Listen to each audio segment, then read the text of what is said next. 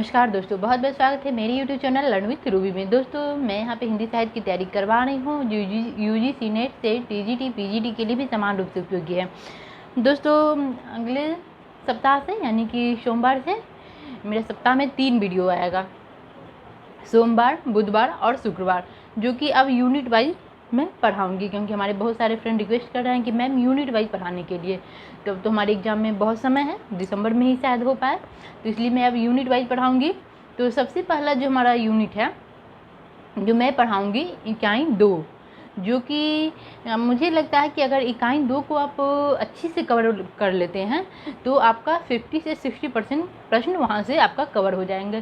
क्योंकि अगर देखेंगे तो इकाई 2 में वो सब कुछ है जो हमारे सिलेबस में, सिर्फ अगर इकाई 1 और इकाई 3 को छोड़ दे तो बाकी सब जो जितनी इकाई है उस सब इकाई 2 में कहीं ना कहीं शामिल है। जब आप सिलेबस को गौर से देखेंगे तो आपको लगेगा कि इकाई 2 में जो जितने भी यूनिट्स हैं वो सब शामिल है, सिर्फ इकाई 1 और इकाई 3 को छोड़ देते हैं। यानी कि जो इकाई 3 है हमारे भारतीय काव्य शास्त्र और पाश्चात्य काव्य शास्त्र वाला और भाषा विज्ञान वाला यूनिट को छोड़ देते हैं, तो बाकी जितनी भी यूनिट है वो हमारे यूनिट 2 में शामिल है। तो इसलिए मुझे लगता है कि जो सबसे हमारा जो महत्वपूर्ण यूनिट है वो 2 है। तो मैं यूनिट जो 2 है उसमें बहुत सारे कुछ वीडियो मैं बना चुकी हूँ, लेकिन मैं अब यूनिट 2 को ही कवर करूँगी। और साथ ही साथ सप्ताह में 2 दिन जो मेरा वीडियो आएगा वो यूनिट 2 से आएगा। उसके बाद एक दिन जो मैं बनाऊँगी वो जो हमारा उपन्यास की जो इकाई 6 है उसके अंतर्गत भी मैं 2 उपन्यास को करवा चुकी हूँ, और बाकी जो उपन्यास है वो भी आएगी। सप्ताह में एक दिन एक उपन्यास को मैं लेके आऊँगी, और सप्ताह में 2 दिन मैं जो इकाई 2 है उसका उसको करवाऊँगी। अगर आपको कुछ पढ़ना हो तो आप कमेंट में बता दीजिएगा, मैं वो टॉपिक को आपको अच्छे से क्लियर करवा दूँगी। तो मैं आज लेके आई हूँ, आज से मैं शुरू नहीं कर रही हूँ आज, इसलिए मैं कोई सा भी एक टॉपिक उठा कर ले आई हूँ जो यूनिट 3 से, जो इकाई 3 है हमारे जो पाश्चात्य काव्य शास्त्र के अंतर्गत जो हमारे विलियम्स वर्ड्सवर्थ हैं, जो उनके सिद्धांतों को पढ़ना है। उनकी 2 ही रचना है, उनकी 2 रचना को जो पढ़ना है जो अक्सर पूछ दिए जाते हैं। तो आइए देख लेते हैं और कैसे पढ़ना है इनको, जो और जो प्रश्न पूछे जाते हैं कहाँ कहाँ से। तो सबसे पहले जो विलियम वर्ड्सवर्थ हो गए, इनका जो जन्म हो गया वो 1770 ईस्वी में, और इनकी जो मृत्यु हुई वो 1850 ईस्वी में। दोस्तों हमें जो मृत्यु उतना महत्वपूर्ण नहीं है, मृत्यु हमें उतना महत्वपूर्ण नहीं है याद करना, लेकिन जो ये जन्म वर्ष है 1770, ये हमें याद रखना होगा कि ये 1770 में इनका जन्म हुआ है। तो वर्ड से हम वर्ड याद कर लेंगे कि वर्ड है, किसी चीज़ का वर्ड है तो कितना है 1770 वर्ड हमें याद करना है। जब हम कोई कहानी जैसे पढ़ते हैं, किसी कहानी को हमें पढ़ना है तो उसके अंतर्गत जो है हमें वो 1770 वर्ड पढ़ना है। कितना पढ़ना है? तो 1770 वर्ड पढ़ना है। यानी वर्ड का मतलब हिंदी में शब्द हो जाता है, कि जो किसी कहानी में 1770 शब्द है। अगर शब्द आप याद कर लेते हैं तो अच्छी बात है, नहीं तो वर्ड याद कर लीजिए कि 1770 वर्ड है, किसी कहानी में है जो हमें पढ़ना है, हमारे लिए बहुत महत्वपूर्ण है, उसमें जो है वो 1770 वर्ड है। आप समझ गए होंगे कि कितने वर्ड है उस कहानी में, तो 1770 वर्ड है। और उसके बाद है इन्होंने 1790 में फ्रांस, इटली और आल्प्स पर्वत की इन्होंने पैदल यात्रा की है। इन्होंने जो पैदल यात्रा की है कहाँ कहाँ, फ्रांस, इटली और आल्प्स पर्वत, और जो आल्प्स पर्वत है उनका इन्होंने पैदल यात्रा की है। उसके बाद है कि जो आल्प्स पर्वत जो है, आल्प्स पर्वत की जो प्राकृतिक सुषमा से उनकी सौंदर्य भावना से काफ़ी प्रभावित हुई हैं। ये एक तरह से हम इसे समझ सकते हैं कि जिस प्रकार हिंदी में सुमित्रानंदन पंत को हम प्रकृति के सुकुमार कवि कहते हैं, क्योंकि वो उन्हें प्रकृति से बहुत ज़्यादा लगाव था, तो उसी प्रकार पाश्चात्य काव्य शास्त्र में जो वर्ड्सवर्थ हैं वो जो है वो प्रकृति के प्रेमी कवि थे, यानी प्रकृति के प्रेमी कवि थे सुमित्रानंदन पंत की भांति। ये भी सुमित्रानंदन पंत जो हो गए वो हमारे छायावाद के कवि हो गए हिंदी में, और जबकि विलियम्स वर्ड्सवर्थ जो हो गए वो पाश्चात्य काव्य शास्त्र में। ये जो दोनों कवि हैं ये जो है प्रकृति के प्रेमी हैं, तो इसीलिए इन्होंने आल्प्स पर्वत की पैदल यात्रा की, क्योंकि इन्हें प्रकृति से बहुत ज़्यादा प्यार है। और उसके बाद है जो फ्रांस की जो राज्य क्रांति हुई थी उनकी जो फ्रांस की जो राज्य क्रांति हुई थी उसके परिणामों से इनकी जो आलोचना है वो उससे प्रभावित है। यहाँ पे कभी अगर पूछ दिया जाए कि जो वर्ड्सवर्थ की जो आलोचना है वो किससे प्रभावित है, तो फ्रांस में जो राज्य क्रांति हुई थी उससे प्रभावित है इनकी आलोचना। इनकी मतलब कि वर्ड्सवर्थ की आलोचना जो है वो फ्रांस की राज्य क्रांति से प्रभावित है। आप हो सकता है तो इस 2 पॉइंट को नोट कर लें, मैंने यहाँ पे नोट नहीं किया है, आप इन्हें नोट कर सकते हैं। उसके बाद है इन्होंने जो परंपरागत भाषा शैली का इन्होंने तीव्र विरोध किया है, यानी कि जो परंपरागत जो हमारी भाषा शैली है उसका इन्होंने विरोध किया है। और इस प्रकार है कि जो जिस प्रकार आधुनिक युग में जो टी.एस. इलियट और एजरा पाउंड ने बोलचाल की भाषा का समर्थन किया है, तो वर्ड्सवर्थ ने क्या किया है, प्राकृतिक सुषमा का उन्होंने समर्थन किया है। इन्होंने एक तरह से सिंपल शब्द में हम समझ सकते हैं कि ये प्रकृति के बहुत ही नज़दीक थे, ये प्रकृति से इन्हें बहुत ही ज़्यादा प्यार था। और उसके बाद है कि एक बार एक प्रश्न पूछा गया था ये प्रीवियस ईयर में, इसीलिए मैंने यहाँ पे शामिल कर लिया है कि वर्ड्सवर्थ ने नहीं माना, यानी कि वर्ड्सवर्थ ने क्या नहीं माना है, तो उन्होंने मानवीकरण नहीं माना है, वक्रोक्ति नहीं माना है, पौराणिक दंत कथाओं को नहीं माना है और भावाभास को नहीं माना है। ये चारों पॉइंट आपको याद करने होंगे क्योंकि ये प्रीवियस ईयर में पूछा गया है। उसके आज मैं जो जो लेके आई हूँ वो सब प्रीवियस ईयर में ही पूछा गया है वर्ड्सवर्थ के से संबंधित। तो यहाँ पे ये 4 पॉइंट है कि वर्ड्सवर्थ ने क्या नहीं माना है, तो नहीं माना है उन्होंने मानवीकरण को नहीं माना है, साथ ही उन्होंने जो वक्रोक्ति जो है सिद्धांत है उसको नहीं माना है, पौराणिक दंत कथा जो है हमारे जो पौराणिक कथाओं हैं उसको भी उन्होंने नहीं माना है, उन्होंने भाव का जो आभास होता है उसको भी इन्होंने नहीं माना है। तो हम इसे याद कर लेंगे क्योंकि ये हमारे लिए बहुत महत्वपूर्ण है। उसके बाद है कि सुमित्रानंदन पंत की भांति प्रकृति प्रेमी थी। ये मैं पहले ही बता चुकी हूँ कि जो वर्ड्सवर्थ जो है वर्ड्सवर्थ ये सुमित्रानंदन जो पंत के भांति ही इन्हें प्रकृति से बहुत ज़्यादा प्रेम है। उसके बाद जो न्यू सिलेबस हुआ है उसके अंतर्गत हमें ये पढ़ना है कि जो वर्ड्सवर्थ की काव्य रचना संबंधी क्या विचार थे, जो काव्य की जो रचना होती है उसके संबंधित इन्होंने क्या विचार दिया है। और जो जब जून 19 में ये प्रश्न पूछा भी गया था, ये 4 दे दिया था, जहाँ पे मैं 5 लेके आई हूँ, 5 में से 4 दिया था, 3 दिया था, और उसमें से चुनना था कि कौन कौन से उनका काव्य संबंधी विचार है। तो जो इतने जो पॉइंट है यहाँ पे इस सबको भी आपको याद करना बहुत ही महत्वपूर्ण हो जाता है। तो सबसे पहले है कि सिद्धांत जो है इनका जो सिद्धांत है वो प्रकृति प्रेम पर आधारित है। ये तो आपको ऐसे ही याद हो जाएगा कि जो ये सुमित्रानंदन के भांति ही प्रकृति प्रेमी थे। तो ये जब अगर ये प्रकृति प्रेमी थे तो इनका क्या होगा, इनका जो सिद्धांत हुआ प्रकृति प्रेम पर ही आधारित है। तो क्योंकि ये प्रकृति से प्रेम करते हैं तो इनका सिद्धांत क्या हो गया, प्रकृति के प्रेम पर आधारित हो गया। उसके बाद जो दूसरा इन्होंने जो दिया था काव्य रचना संबंधी विचार कि काव्य में ग्रामीणों की जो दैनिक बोलचाल की भाषा का प्रयोग होना चाहिए, यानी कि काव्य में जब हम किसी काव्य की रचना करते हैं तो उसमें जो ग्रामीण यानी कि जो ग्रामीण की जो दैनिक बोलचाल में जो भाषा है उसका प्रयोग होना चाहिए। हमारे भी बहुत सारे कवि इन्होंने प्रयोग किया है इन्होंने, तो इनका ही मानना है कि तभी जो अगर ग्रामीण दैनिक जो बोलचाल की भाषा का प्रयोग होना चाहिए। और हमारे हिंदी में भी जो बहुत सारे जो कवि लेखक हैं उन्होंने इसका प्रयोग किया है।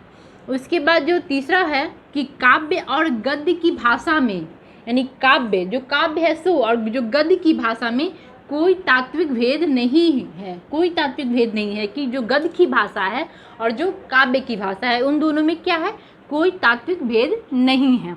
उसके बाद जो हमारा जो चौथा पॉइंट हो जाता है, जो चौथा पॉइंट हो जाता है कि इनके अनुसार मतलब वर्ड्सवर्थ के अनुसार अच्छे गद्य में तथा छंदोबद्ध रचना में न तो कोई तात्विक भेद है और न ही हो सकता है।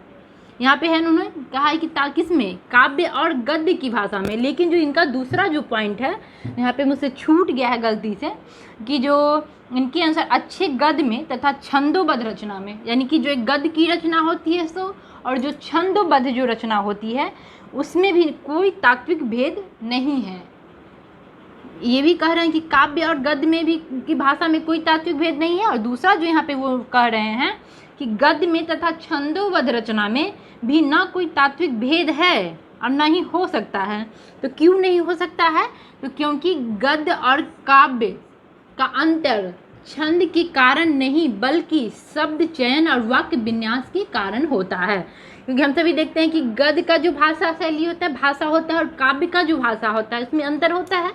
तो यही पे यहाँ पे कह रहे हैं इनकी जो गद्य और काव्य का जो अंतर छंद के कारण नहीं होता है, वो क्यों होता है, तो वो शब्द का जो चयन और वाक्य विन्यास के कारण होता है। हम सभी जब अगर किसी भी काव्य को अगर पढ़े होंगे तो उसमें देखते हैं कि उसमें जो शब्द रहता है और जो गद्य का जो शब्द रहता है उसमें कितना अंतर रहता है।